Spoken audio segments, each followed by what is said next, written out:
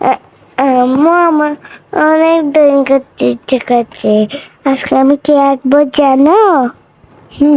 তুমি আজকে কি আঁকবা আম্মু? বাংলাদেশের পতাকা। ওয়াও, তাহলে দেখি তো কিভাবে আঁকো। আচ্ছা আম্মু, তুমি কি জানো বাংলাদেশের পতাকাতে কোন কোন কালার ইউজ করতে হয়?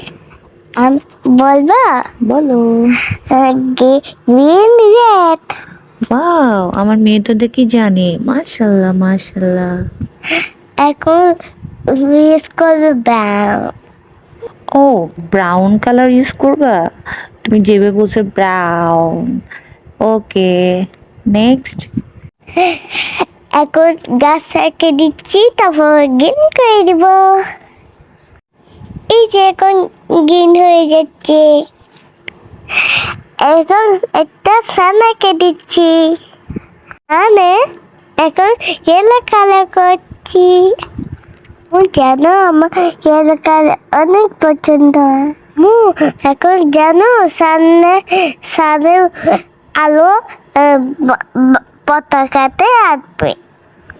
আম্মু দেখতে পাচ্ছি অনেক সুন্দর হচ্ছে। এখন পতাকাতে তোমার আকাশ সানের আলো পড়ছে। এখন কি আঁকছো আম্মু? এখন আছি গাছ।